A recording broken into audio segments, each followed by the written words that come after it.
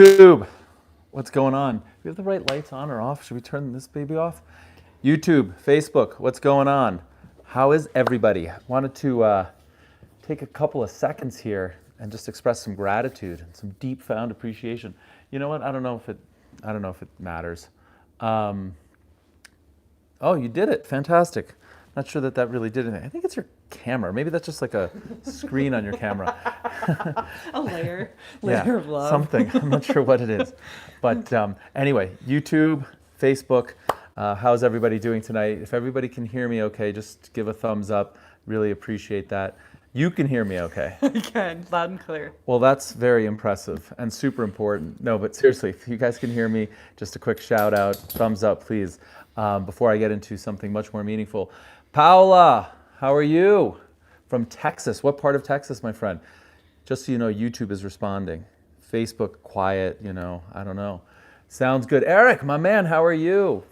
50 free calls. Tim, okay, cool. So I just wanted to take a moment and bring you guys up to speed. Whitney, how are you? That's the gal that we met at UPW. You remember? Or maybe you didn't meet her, but she came and ran up to me and said hello, and it was so nice. Whitney, how are you? Nice to see you. Eric's good. So I don't think I met her, but I saw her. yeah, well, that's her. She's there. Hi, Whitney. So, Eric and I were just reviewing. Joe from Asheville, howdy, how are you? My channel is awesome. Thank you, Paula. You know what? I got to tell you something. You're awesome, my friend. There's Whitney. So we were just doing something kind of interesting. I'm not going to reveal too much, but it brought Erica to tears, not once, but twice, maybe even thrice. Yeah, thrice. And it was deeply moving with me, and I shared it with my kids. And it was just an amazing moment, and for that I'm extremely grateful. And I don't think he's watching, but Charles, Mr. Charles Hurley III, ladies and gentlemen, affectionately known around me and my tribe as the Most. Charles the Most Hurley has done exceptional work. I've had the honor and the privilege of working with him for years. He started in an entirely different capacity. It was using the written language to help market my other company, Brilliant Transportation. And he was writing blogs and helping me with the website and doing all sorts of stuff. And over time, we started to develop some videos for Brilliant Transportation. So he picked up the camera and started learning to edit and self-taught. And I gave him, whatever equipment we needed. And he just really picked up the ball and ran with it on his own, but he was interested in video, and I was interested in storytelling and trying to sell Brilliant Transportation products and services and differentiate ourselves in the market. And so he really just learned on his own over the course of Brilliant Transportation, and then we started the Short-Term Rental Secrets channel. Short-Term Rental Secrets, which we then realized we weren't providing secrets, we were really teaching and educating and moving the needle and not get rich quick, but get rich with certainty. And so we changed the name to Short-Term Rental University. And so why do I tell you all this? The reason, thank you, Mark. I'm very honored for your feedback and your attention, to be perfectly honest. So the reason I share all this with you is that Charles and I have been on this journey together. We don't currently live in the same city, and we come together infrequently. Half a dozen times a year, something like that. And the channel has continued without interruption, and we figured it all out, and it's gone through different iterations and permutations, and the journey's taken different paths, and my level of engagement and involvement and interest would wax and wane based on what I was doing and the commentary and the feedback and how much I felt like I was helping. And just to be really clear, when you guys give me those hearts on YouTube and Facebook and comments and feedback and emails and give me feedback that I'm actually helping, it should be as no surprise that I actually help more. It's like anything else, right? So we asked Charles, actually that's not true, Charles volunteered to put together the opening video for STRU Live next week in Nashville. And I was honored and privileged that he wanted to do that. And he just sent me the first draft, the first cut, the first edit. I don't even know, I know so little about video, but the first something. And he nailed it. I mean, he absolutely nailed it. Are you crying now? A little bit. You're getting, yeah. It was incredible. It's absolutely beautiful work, and I'm a fan of Charles, but he at a whole new level now. I mean, he captured Richard beautifully, and it was such a phenomenal. It was an absolutely exquisite tribute Yeah. to their journey together. Yeah, it's amazing. I mean, just looking at it visually, the scene has changed. We started when I was... The hair has changed. Yeah, well, I was married and living in New York City. Yeah, it was the first time I'd with seen him short wearing hair. a wedding ring. Yeah, with short hair when this journey started. And, all three of those things are no longer true. I'm no longer married. I'm no longer living in New York City. And I no longer have short hair. But so it's kind of interesting to just flash back, right, and see this journey that he put together in 2.5 minutes in front of my eyes, because I know a lot of this stuff and I remember it and I see the video and I hear the words, but the words that he captured, they resonate for me and hopefully others.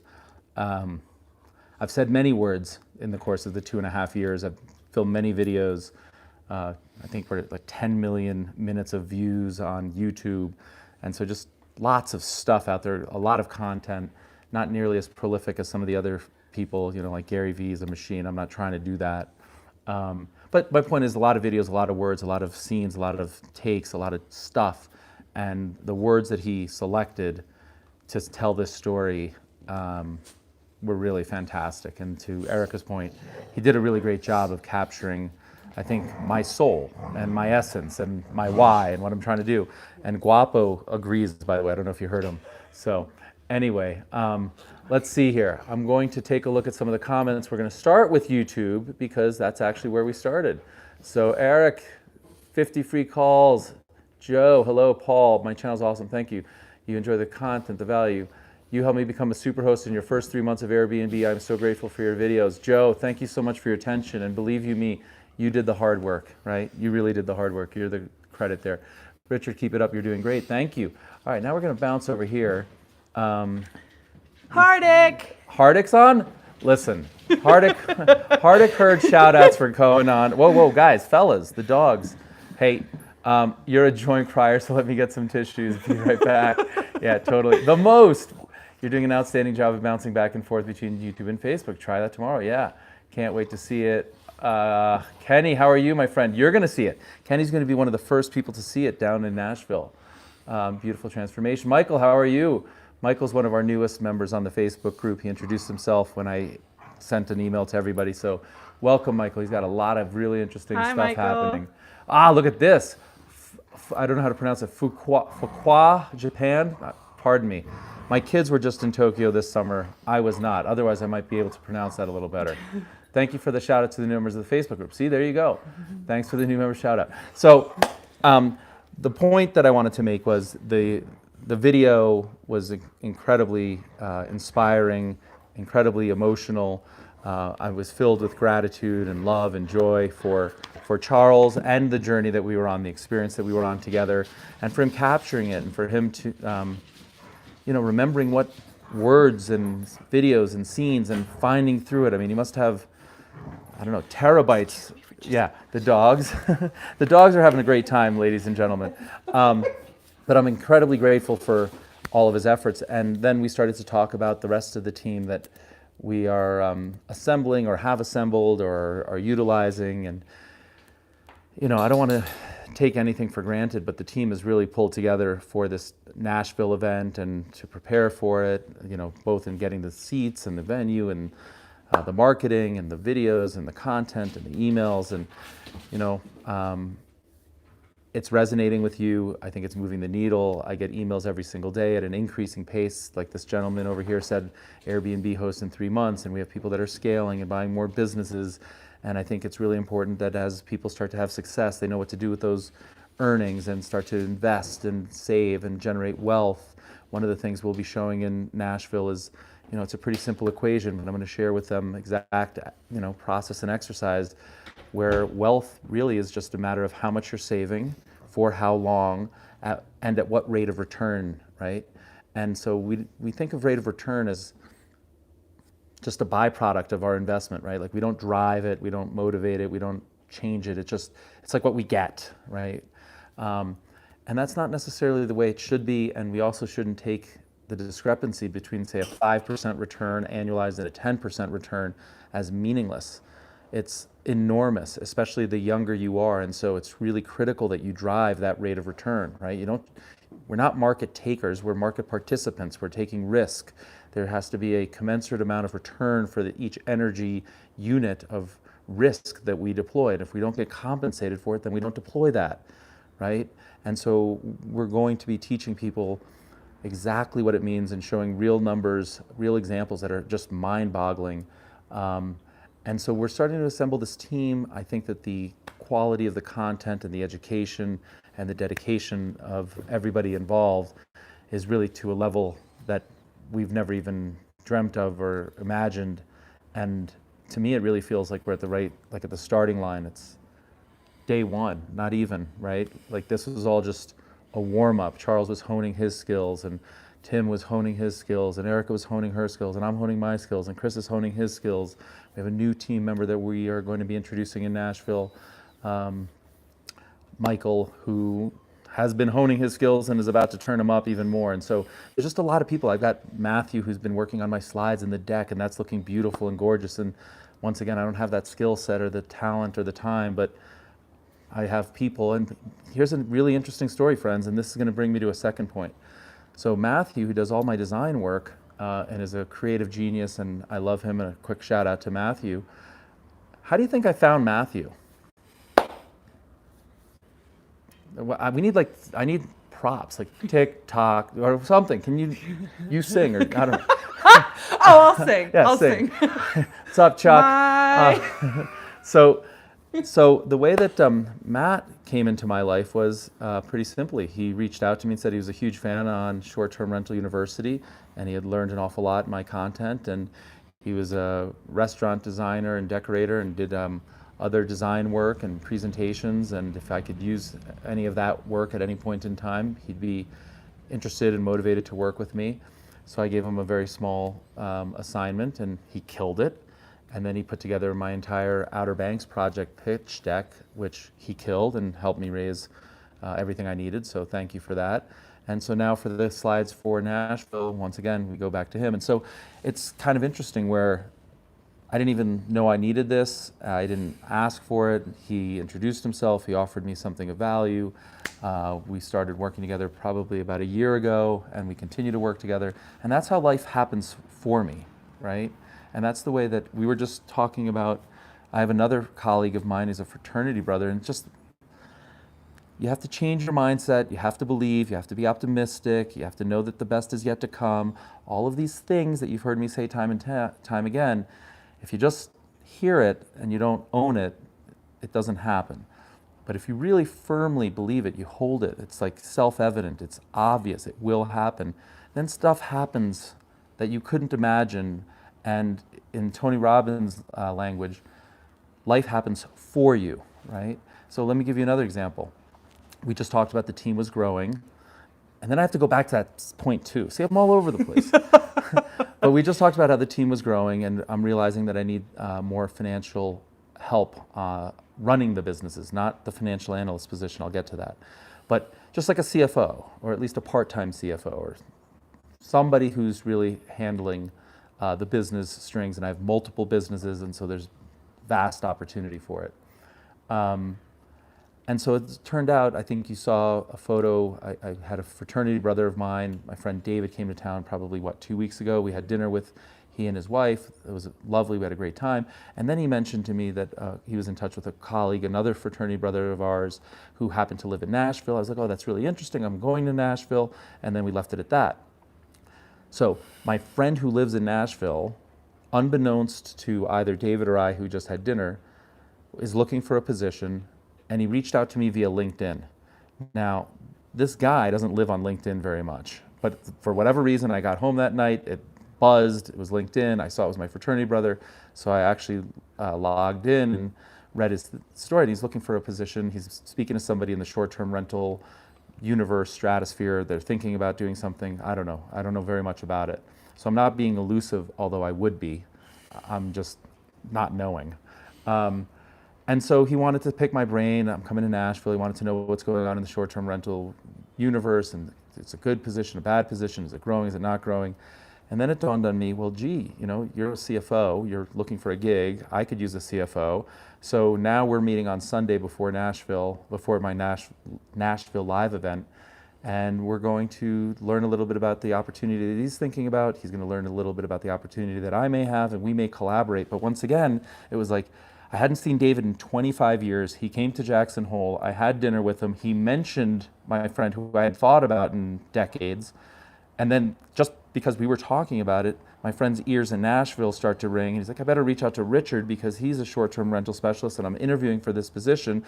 And I happen to be going to Nashville at the right time and the right, it all. So if you just think about the 17 things that need to line up for this random occurrence or for me to get lucky,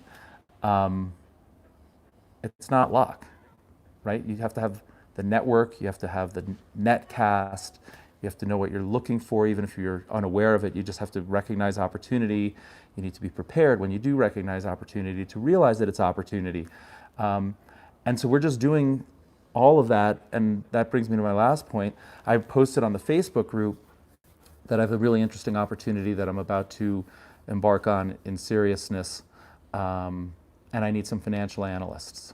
So in my prior life, I had an entire suite of financial analysts, some of the best and brightest minds in the world with the best education, the best minds in finance. And we're looking for somebody like that, like a serious financial engineer, somebody who understands the math really well, an exceptional spreadsheet user. I'm not talking about I can get around. I'm talking about you drive that thing, right? Smoke comes out of the out of the processor when you're driving that Excel spreadsheet. So if that fits you, if that's something that you're interested in working closely with me as we expand this new opportunity, and you've really got the wherewithal and the financial acumen, skill set, Excel skill set, and you want to learn and take your game to the next level, drop me a note because I need at least one, probably two, and three's even better. So good stuff happening. The team's coming together. I want to thank you for helping me sort of be present and acknowledge all of the amazing things that are happening. This team is just sort of forming organically at its own pace, but it's time for me to take the helm and be the leader and grow this thing and help you to the extent that I can. And I'm honored and humbled to be able to do so and serve you. I would greatly appreciate your feedback. There's nobody I'd rather stand beside. Thank you, baby.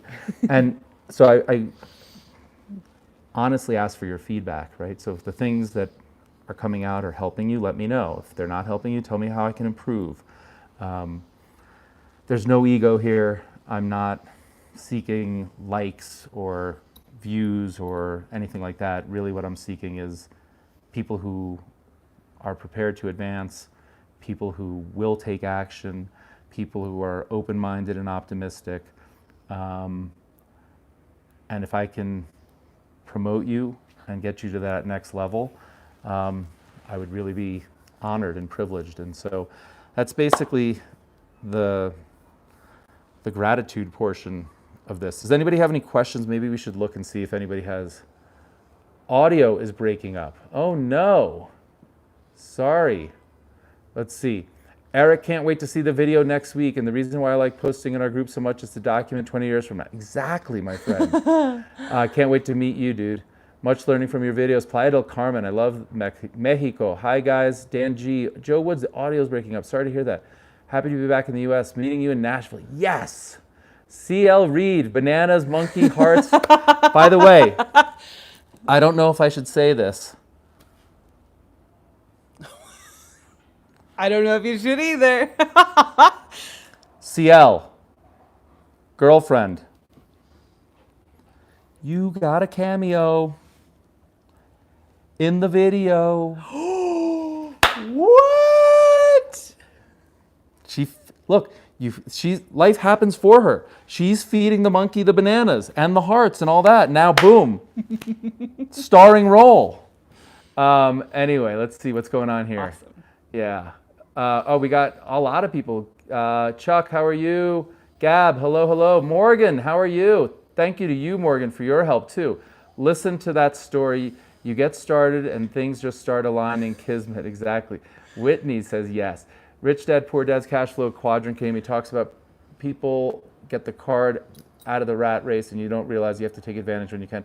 You know, that was the other point that I was going to make. And Facebook, I'll get to your comments in a second.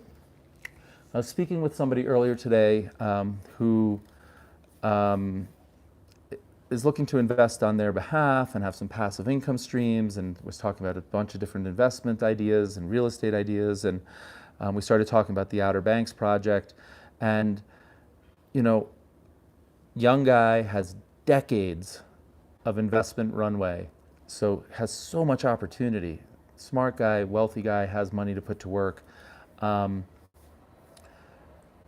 what I kind of found interesting, and this goes to, who said it here, Michael's point, you know, what we are taught or what we believe or what we experience is often referred to as truth or gospel, and alternate views, disparate views, innovative views, contrarian views, views that go against the masses tend to be viewed as risky. And I like to turn that entirely on its head for 1 minute, if you will. I would say that groupthink is risky. I would say that being in crowded trades is risky. I would say that being in asset classes that are priced for perfection, even though it's worked in the past, is risky. And there's a classic dilemma, just using stocks as an example. There's a whole growth versus value debate, and people are on either sides, and usually one's right for about a decade and then the next one, because everything is cyclical. It's been a really long time that growth has been winning. I think it might be the longest time ever in recorded history. But so would I be chasing growth now in the longest run versus value? No, I'd be buying value. I don't always buy value. A lot of times I do, in fact, buy growth, but that's, again, counter-cyclical. And so the point that I'm trying to express is you can be extremely smart, you can be successful, you can have a lot of money, and you could be perhaps misguided in the sense that you become complacent, or you believe that's what's worked in the past continues to work, or you believe that what everyone believes is true. And that's extremely risky. And when we talked about it a little bit, we started to talk about the rate of return, which goes back to what I said earlier, right? So when you're creating wealth, there's three components. There's the amount that you save, there's the time that you save it for, measured in, say, years, and then there's the rate of return. And most people are unable or don't believe it's possible to really drive that rate of return. And in fact, you can. The rate of return is a measurement of two different items. It's beta, which is the index, whatever index it is. It could be the MSCI Emerging Markets Index, it could be the S&P 500 Index, it could be a bond index, it could be a precious metals index. It doesn't matter what it is. Whatever that index does, you should match 100% if you have a 1.0 beta, right? So it's the exact same bet. There's no diversification, there's no discrepancy. So to give you a perfect example, the S&P 500 is the index, and an ETF that tracks the index should have a beta of 1, and it'll have the alpha component of 0. It's exactly the index.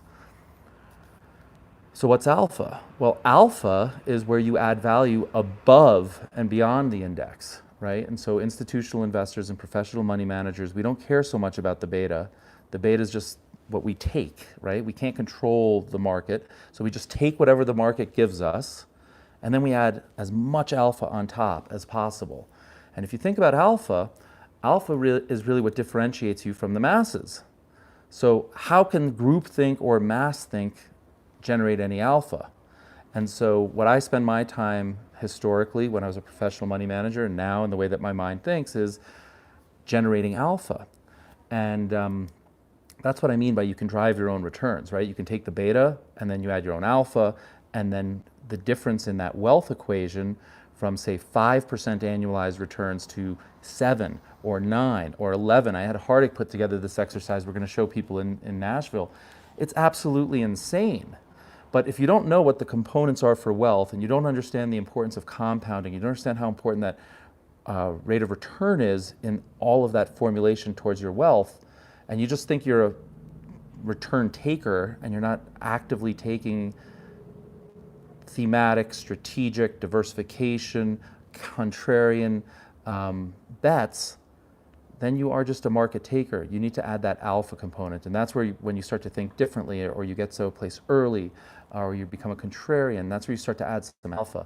And so it's a little interesting and also frustrating to have this intelligent conversation where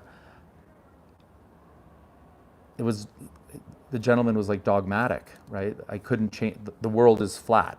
The world is flat. I mean, it just is, Richard. You can have all the science in the world, but the world is flat. And generally speaking, with my audience here in particular, you guys are open-minded and you're receptive and you want to learn, and then I bet, and I hope some of you are asking some questions. I think this is a little bit on the more advanced financial scale. Like either you get it, if you get it, then it's not that hard. If you're a financial professional, then this is 101. But if you've never heard any of these concepts, it might be a little bit outside your norm, and I'd be happy to drill down. So if any of you have any questions, you want to add anything to the beta alpha equation conversation, sweetie? You know, the other night you were talking about something and I didn't really get it. Right. And so like once we turned the cameras off, then I said, hey, can you further explain that? Right. Because I actually don't get what you're talking about. And so that felt very irresponsible to the audience because, you know, once you gave me an illustration, Right. it was super clear. Do you remember what the illustration was, or even the topic? It's not coming to my mind as I'm live on YouTube and Facebook. But let me just take a quick look here. CL says, you slaughter me. Eric, this is great to hear from someone who's managed such a portfolio. I hate when money managers try to explain the value. It's always 2% less than the market. That's all I understand. Yeah, well, that's in their fees. All right, let's see here. Rich Dad, Poor Dad, Paul Mills. Yeah, you'll find this person. Share. I will find this person. Watch, Michael. Build. Say it. Alan Thomas. There's another friend who we will see in Nashville. And check this out. We were just talking about this video that you are going to see. I think you're going to really like it, Alan. You joined STRU late in the game. What is the Outer Banks project? Could you give a summary, please?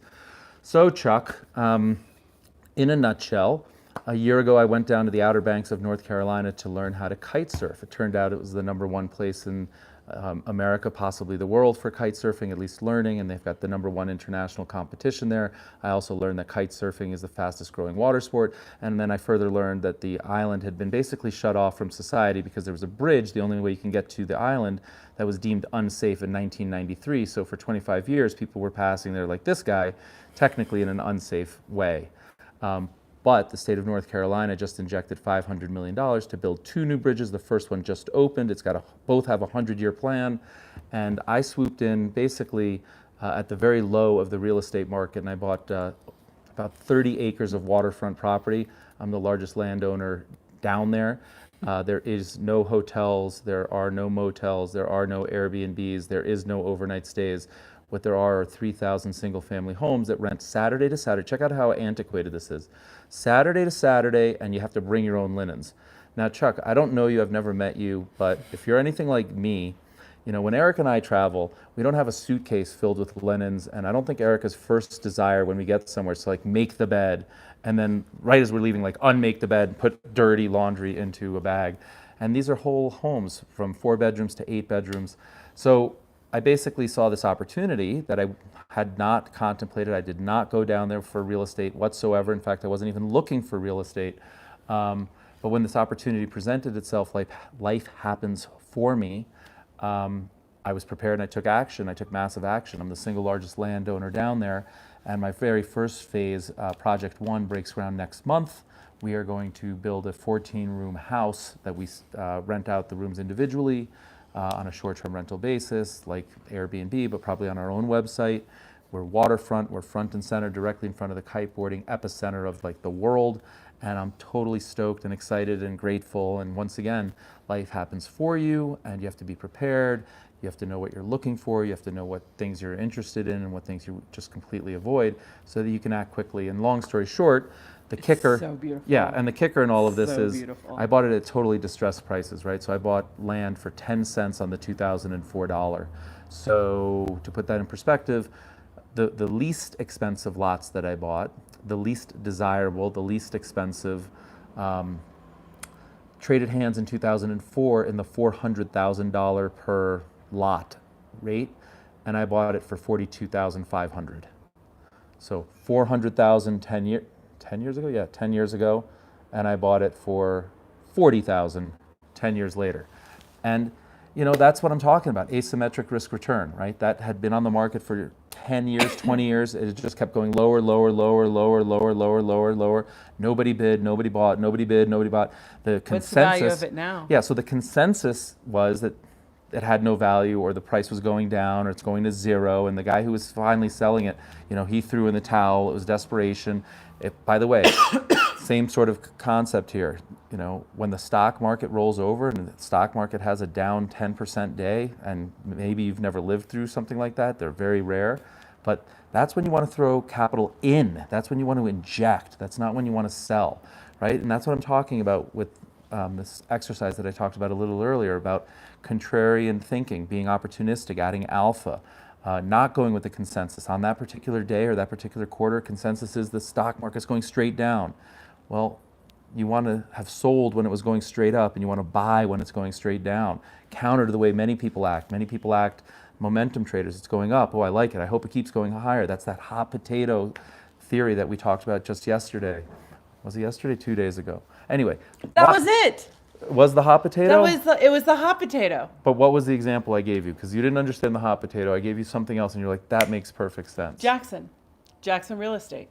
Okay, and I said that why it wasn't the hot potato. Right. Right, okay.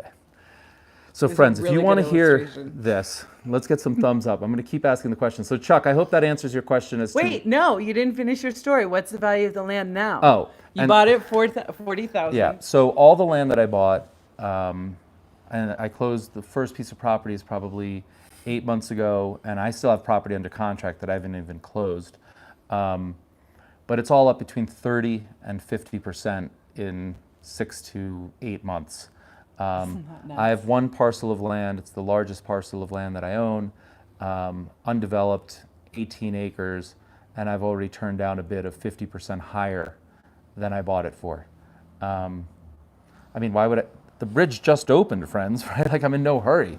So if something is trading at 10 cents on the dollar, I can hold it for a few years to make multiples. But Smarty pants. so in discussions with my broker, who is fantastic, shout out to Dan, and wherever you buy property, you want a team, you want to assemble a team, you want to assemble the right team. Dan is better connected than anyone else on the island. He knows every single person, and you need a document, a permit, he knows where to go. You need, surveyor, like everything can be handled if you build the right team. You don't have to make it harder on yourself. Don't pick like the wrong team and you have to figure this all out yourself. You can get cleaning people from your team. You can get contractors from your team. You can get, interior decorators, like assemble the right team. Yeah, everything, photographers. But he basically, reaffirmed that for decades, he saw value in it, but nobody would listen to him, and he couldn't sell the land, and nobody wanted to touch it, and everyone knew that the bridge was going to be finished, but I think there was exhaustion, and people, took longer than anyone thought, and so I happened to be in the right place at the right time. I happened to have the different mindset than everyone else. I wasn't looking at single-family homes Saturday to Saturday with like bring your own linen. I happen to be a huge advocate, as you might imagine, about short-term rentals and the Airbnb opportunity. So here I am with a totally different mindset than everyone else who's been going to the island. Here I am at the right time. Here I am with the contrarian mindset. Here I am with some capital. Here I am looking to expand my business and start into development. And in between kiteboarding, this is what happened. This is just another example of how lucky you are. No. Inside joke, but not luck. Jorge, we're going to see my man in Nashville too. Alpha, term of the day. Yeah, Paul, that's what you want to strive for. Alan, great. Whoa, let me work with you. That project sounds awesome. I'll do the laundry, still doing my own. Why not? Thanks. Awesome, Chuck. Personal chef, thanks for sharing. And real estate agent, wow. Yeah. You make money when you buy. Yeah, you have to buy right. Sandeep, you know that. You totally know that. That's another gentleman with a fascinating story who's coming to Nashville. So Sandeep, you will share with people in Nashville about your remote hosting and how many times you've been to your place and so on and so forth. All right, let's see what's going on here. Boy, we got a lot of comments. Okay, saw you posted a video climbing a mountain. We'll watch soon. I did 35 miles hiking in Glacier National Park with 4 friends. Robert, yes. Yeah, dude, it was insane. I thought I was going on a 35-mile hike. I went on a 35,000 foot like vertical incline rope climb. Like this guy was scared of heights. Erica, thanks for being transparent. I get about 64% of what Richard is putting down, but I glean that 64% and put it into motion. Yes. Listen, you get more than 64%. No, that's nonsense. That's nonsense. Listen, but you know what? Here's the interesting thing. In all reality, CL and Erica and everyone else listening, the more that you listen and the more repetition and the more time that you invest, the more the theories start to make sense. And it's like stacking, right? It's like it doesn't work initially. When we all learned to walk, how many steps could we take? Like 1, and then we did 2, or you're jogging, finance is the same thing, and getting your mind trained to see opportunity and seek it out and take advantage of it and think differently and think more quickly. You can train that muscle, or you can not train that muscle. And if you don't train the muscle, I'll tell you what's going to happen. Not much. But if you train that muscle, I heard recently, and this really resonated with me, leaders make instinctual calls. They have full faith and confidence in their gut. They've been proven right more than wrong. And so they have the confidence. And then when they are wrong, and we all make mistakes, I make tons of mistakes, we learn from those mistakes, we exit quickly, we lick our wounds, but we live for another day and we keep moving, right? And so leaders take action quickly. They use their gut, they take their instinct. People that are cautious or reluctant or hesitant or need to sleep on it, want to speak to their spouse, and I'm not saying any of those things are wrong, right? And this doesn't necessarily apply to every life decision, but when an opportunity presents itself, if you get excited, that's your body telling you something. And then you have to train your mind. Your mind likely goes right into fear mode.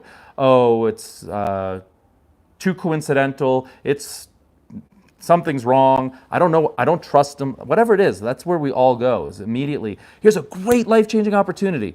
Ooh, slow down. Well, I know you're not really happy in life right now, but you don't want to make it worse, right? Like whatever you do, you don't want to make it worse. And what we need to do is train our mind to be the exact opposite. Here's a great opportunity.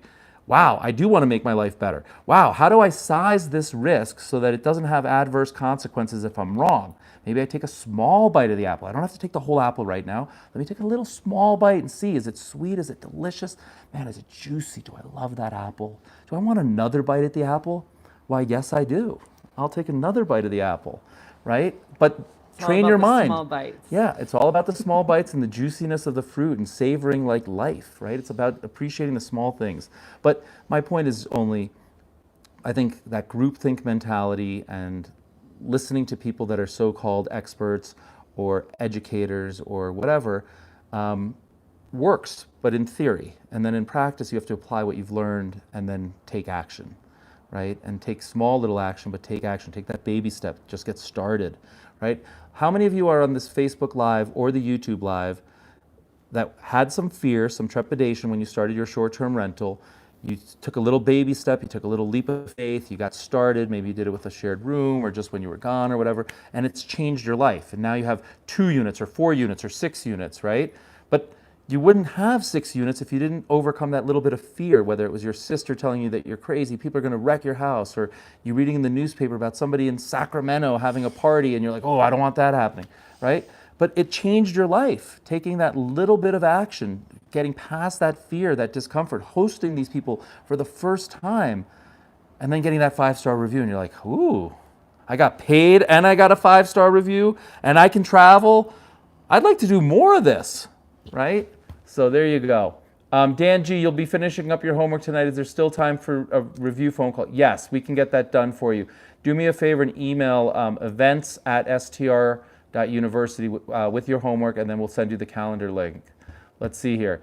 Majestic like Linden, where the elves live in the Lord of the Rings. Folks, the alpha, get after it. Exactly. Really excited to see how OBX plays up and grow. Unfortunately, it didn't line up with the past. Listen, Eric, there's plenty of opportunity, man. Get the right team, the A team. I pity the fool that doesn't have the alpha team. It's true. Mindset is everything. CL is there. Dan, love y'all's material. With the interest rate cut today, is it time to think about cash out, refi, stable STR properties acquired in the past few years? Yes, it's always a good time to think about cash out, refi, Michael.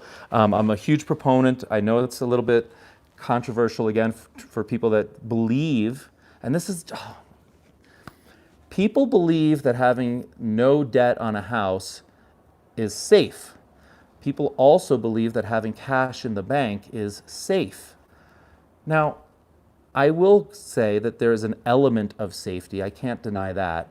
But there's a lot of risk in having no mortgage on a short-term rental income-producing property. And there's a lot of risk in having cash sitting in the bank. Now, it may not be obvious, like what kind of risk? Yeah, it's FDIC insured, there's $100,000 and nobody's gonna steal it, and even if somebody does, there's insurance, like who's gonna take cash out of the bank? It's not that risky.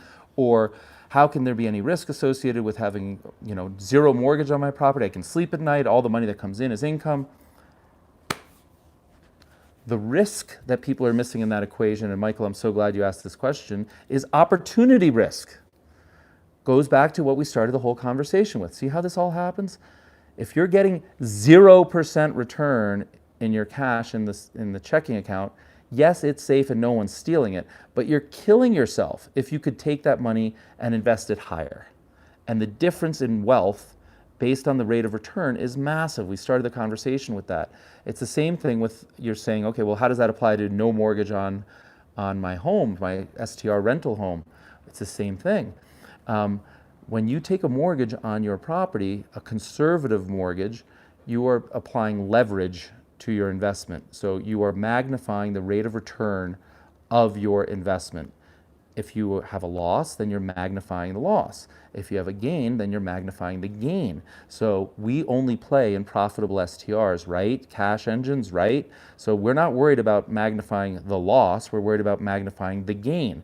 And so simply put, if you can borrow money in today's world at like 3.5%, and you can reinvest it at 10% or 15%, or in the instances that I'm going to share with people in Nashville, in the 20%, some even in the 30%, you are absolutely risking your entire future by not having a mortgage, right? Like you owe it to yourself and your kids and your legacy and your estate and everyone in your community and the taxpayer. Like you owe it to everyone to take that risk. Now I'm talking about doing it in a conservative fashion. Don't go out and take 100% out. If you're really conservative, you have none, take 50% loan to value. If you're a little bit more aggressive, take 60. Just to put things in perspective and be fully transparent, I love leverage. I take as much as they'll give me. If they'll give me 80, I'll take 80. If they'll give me 90, I'll take 90. I mean, not really. I've never had anything that's 90. I'm just trying to make a point. But that's the risk that most people neglect. It's the risk of themselves. You're so worried about fear of loss, like, oh, I can't sleep at night and I might lose money and I'd rather have it in the bank or under my mattress. I can't sleep. Well, guess what? You're not going to sleep for the rest of your life because you're going to be working. But if you take that money and take a little bit of risk, intelligent risk, calculated risk, you add some alpha to it, you know what you're doing, you're selecting the right properties, it's like that first step you took on Airbnb, which is life-changing. You start generating these kind of returns and reinvesting it and saving it, and you don't spend it, and it continues to compound for a decade and 2 decades and 3 decades. You're sleeping just fine at night, trust me. All right, so let's see here. Message retracted. Brandy Miller, why would you do that? I wanted to read it. What are you going to tell your grandkids when they ask what you were doing when they were away, when you were giving away free money? Wait, say that again. What are you going to tell your... Oh, that's the question you're asking other people, right? Not me. What are you going to tell your grandkids when they ask what you were doing when they were giving away free money? Exactly, right? And that's sort of the point. Interest rates are at all-time lows. The reason interest rates are at all-time lows is because the government wants you to borrow and reinvest and help drive the economy forward. They're encouraging entrepreneurs to borrow conservatively and invest conservatively.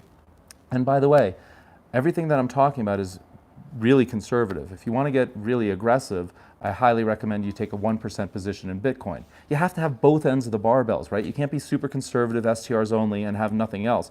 You need those like lottery tickets that if they hit, it's 100 to 1, 1,000 to 1, 10,000 to 1, 1,000,000 to 1, right? You do that, that changes life too. And you risk so little that it doesn't matter if you're wrong.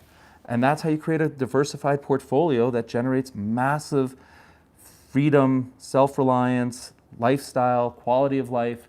You were commenting on leverage. I want to read what Sandeep was saying here. I plan on 3 to 2. Great, perfect, that's the way to do it. Let's see here. As soon as I saw the opportunity, I put 16 units under contract for $6 million and then tried to raise the money. Perfect, dude. And by the way, we should probably talk. I might be able to help you with that. You were completely the opposite.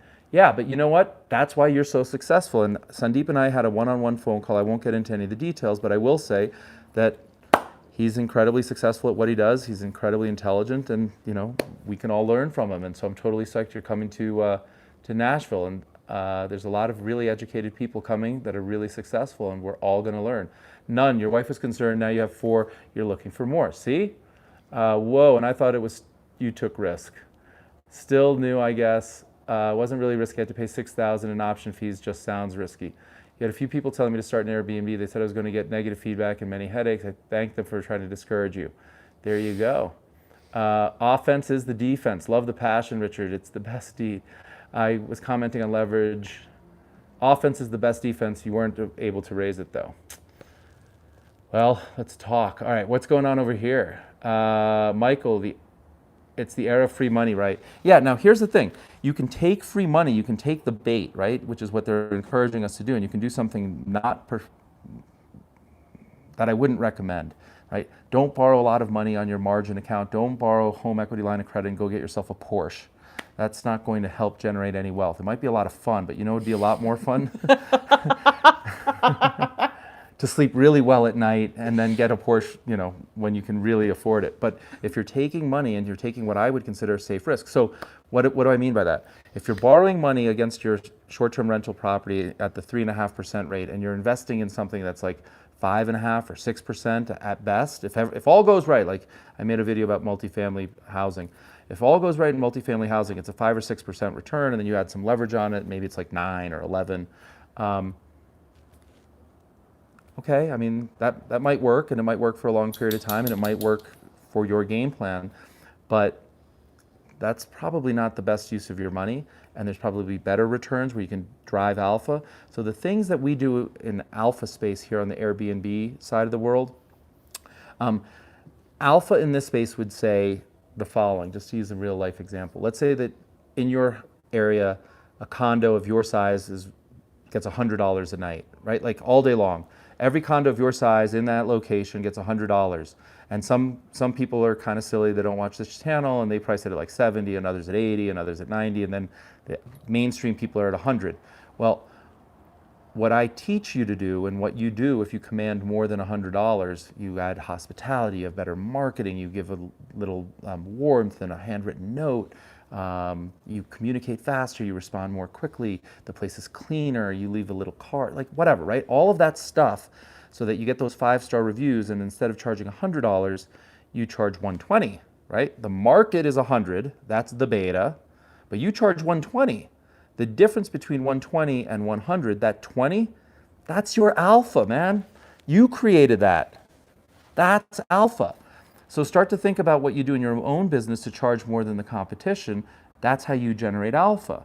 Now that you know how to generate alpha, start to generate in every other area of your life and in your investments. So, you know, if you're going to go buy, I don't know, Apple stock, there's not a lot of alpha there. I mean, it's a great investment. It's my largest holding and has been for, I don't know, a long time, decades probably. But there's not a lot of alpha there.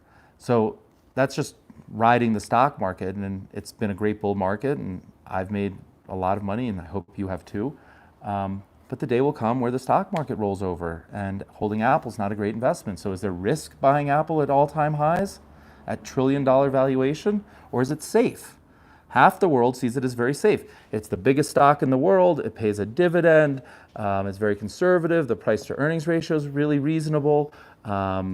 Big company. It's in demand across the world. Geographic diversification. Like, there's all sorts of reasons why a lot of people think it's really safe. But just because a lot of people think it's safe, is it safe? And I would say, you know what? It was a lot safer down 50%.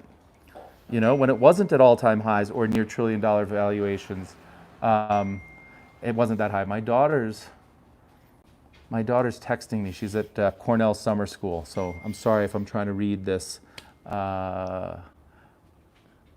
She's terrified. Anyway, shouldn't you buy Airbnb stock? I don't know. I personally don't think I'll be buying Airbnb stock. I mean, if you want exposure, go buy Expedia, or you could go buy Booking.com, or you could buy Priceline. So you don't need to wait for Airbnb. My gut tells me everyone is going to be overpaying for Airbnb. But I could be wrong, and probably what it'll do is it'll spike up. What ends up happening is stockbrokers give all their biggest clients, hedge funds and institutional buyers, preferential treatment. They get to buy in at the IPO, but what ends up happening is oftentimes stocks like this, unicorns like this, will trade as much as 10, 20, 30% higher, sometimes even 100% higher on the IPO day. And that's really just like a little bonus that they give their clients by saying, you can get in on the IPO price, it's at $30, and then the thing trades to 60 or 70. Now they're generally locked up for 6 months or so they can't exit. But what they're basically doing is propping up the stock. Oh, it's really safe, it's doing really well. And then as other people, retail investors, start buying in, then the insiders start selling, right? Once again, the smart money's selling at the top. They're not buying. And the smart money's buying at the bottom. And you just have to have a longer runway and more conviction, more confidence, a stronger thesis, a way to turn things around. I created a video about an event-driven strategy where you actually take control of things. In my Outer Banks project, I'm rewriting the laws in the HOA, right? If I'm going to buy this much land and these are my plans, I'm not going to take a chance that the HOA interprets it one way one year and a different way another year. I'm going to rewrite the laws. That's alpha, right? I'm generating alpha. Thoughts on Turnkey as a property management company? They just got approved as a partner with Marriott. I don't know anything about them. I hope there's a huge pop that will expand the STR market. I think there will be a huge pop, although I do think that their rate of growth is slowing. So they may have missed their most opportune time. Expedia, for those of you that watched, just announced earnings, and they had a little bit of a slowdown on what they're now rebranding. Guys, it's called Vrbo or something like that? It's not VRBO, it's Vrbo or Verbo, or I think it's terrible. Whatever it is, Expedia earnings were a little bit depressed due to their VRBO. I'm going to keep calling it that, their VRBO position, and they're claiming, it doesn't sound too legit to me, but they're claiming it's due to the rebranding and the Vrbo, right? Like switching that and the logo and their energy on the marketing side, trying to reposition Vrbo, and apparently that's going to become the brand globally, and HomeAway and all these other things may go away. But I think they experienced a little slowdown. Airbnb is a private company, so we don't necessarily get those figures reported, but VRBO, which is probably their most similar competitor, just announced, and they slowed down a little bit from 5% growth the quarter prior to 2% growth the current quarter. So, it's not that much slower, but it's a pretty significant slowdown. And the market doesn't really like that. You mean new guests as a result? Yeah, you know what? There's going to be more guests and more guests and more guests. We're not going to have to worry about demand anytime soon. I know there's a lot of competition coming on, Sandeep, as far as hosts and in the community and so on, but my belief is that the rate of adoption of guests, repeat business, and new guests into the space is far faster than hosts can come online. For hosts to come online, there's a lot of money involved, and furnishing, and time, and construction, and permits, and there's friction for a host to turn on. If you recall, when you became a host, it probably took you a few days to do the listing and take the photos, and then you got some furniture and you painted and whatever. So there's friction. It takes a lot of time. For a guest to come online, boom, create an account in like 20 clicks. That's it. So the amount of demand coming in, I think, is far greater. You agree? Awesome. All right, friends, I think it's time for us to say goodnight, unless anybody else has some more real questions. Thank you for all my videos. Oh, you're very welcome, Crypto Dreams. This is stressful on a family. How do you set aside quality time? It's hard when you're on a call. Systems don't build themselves, though. When you say it's stressful on a family, you mean STR management or what exactly? Yeah, systems definitely do not build themselves. Alan, it's my pleasure, my friend. Systems definitely do not build themselves. And as far as time management, just prioritize, literally, right? So I would think your family is a high priority. I think your systems are a high priority. Maybe your primary career is less of a high priority. Maybe the volunteering that you do in the, I don't know, the religious organization or the sports team or whatever is a lesser priority. But there's plenty of time. Yeah, you're the host and the boss. I like it. Masungang, how are you? On a call. Okay. All right, friends, listen, it's almost an hour now. We are going to go. Do you have any other closing thoughts? The video, Charles. Thank you, Charles. Thank you, Charles. Thank you, Charles. Thank you, thank you. Thank you, everybody. Started 4 months ago, still challenging though. Can you reply to your question a bit above? Uh-oh, Marwan, I'm not leaving you hanging. What's the question? I'm scrolling. Oh, What will you do if the city is planning on banning the Airbnb, but nothing happened so far? Do you think a developed city can stop this kind of rental and still really apply strict regulations? Yes, they absolutely can, and they will.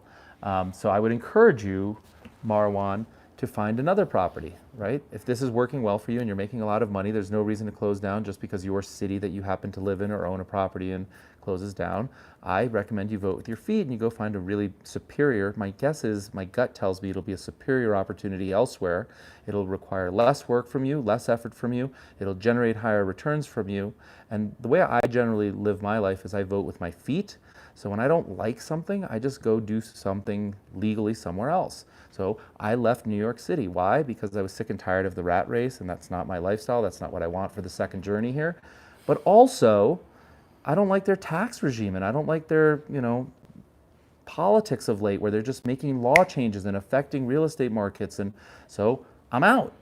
And guess what I do like? I do like Wyoming's tax regime. Zero tax, zero estate tax, some of the strongest trusts, strongest LLCs in the world.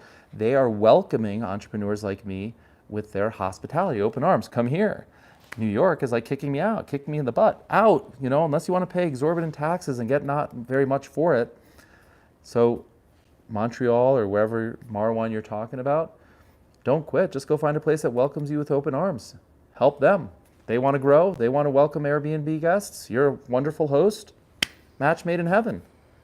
Am I missing something? Pretty straightforward, right? total. Yeah, there we go. All right, let's see. I think we got a couple more. Joshua Blair. All right, my friends, is there a video on minimum stay settings? I don't know if I made a video on that, but I'll answer the question really quickly. I don't believe in minimum stay settings, irrespective of any of the reasons that you have them.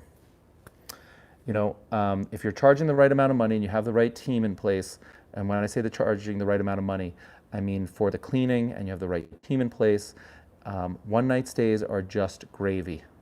I don't get very many of them, but I do get some of them. I do get a lot of two-night stays. And that whole concept, it's a little bit like when you started on Airbnb. You didn't know if there'd be enough demand. Oh, this is scary. What if it doesn't pay the mortgage? Or, gee, I don't know. I live in a strange part of town or not that convenient or whatever, right? Like all these self-limiting beliefs that you told yourself why people wouldn't stay there and there wouldn't be demand. And we've proven the exact opposite. There's plenty of demand and people do want to stay there and you're growing your business and you're maybe even expanding. So it's the same thing with the number of night stays. You think it's really hard, you think it's really scary, you don't think it makes a lot of sense, but it makes all the sense in the world. It's just incremental profit. It's pure profit at that point. If you have the right team in place and they can come clean and you're charging the right amount, then you want that business, right? Then you totally want that business. So let's just make it a little bit more straightforward. If we ran a Dunkin' Donuts franchise, would we say like, listen, we're only going to sell to people that want to buy 2 donuts or more, or 4 donuts or more, right? It's a lot of work to make these donuts. We have to open up the store and we've got the cake and the batter and the glaze. And, if I'm making donuts, I want to you got to buy 4. Or do you say, listen, I'm already making donuts. I'm in business. I'm open. The shop's open. Like, buy 1. It's the same thing with your Airbnb rental. And I think here in Jackson, in the month of July, which is about to close, I think every single day was a same day turnover.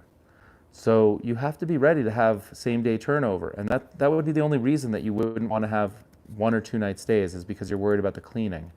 But if you have that buttoned up and you start to prepare for same day turnover, which we had every single time we had turnover here in Jackson, we were, I don't know what the occupancy rate was, probably in the 70s or something like that. More profitable, by the way, than last year when we were in the 90s, right? I was trying to give it away, build up the number of 5-star reviews, bring in income.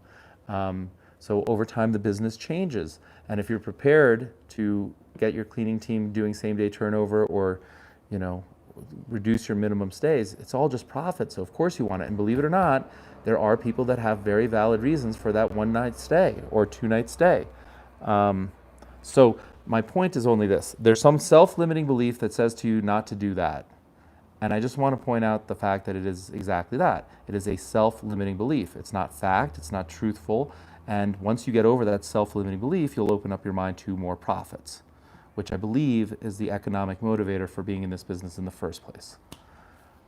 It's easy. There you go. Mine in 1 or 2 nights, it's what you do. That's what everyone should do. And if you don't get hit on a 1 or 2 night, then it's irrelevant, right? If nobody wants to come for 1 or 2 nights, then nobody will hit you on it and you've got nothing to worry about.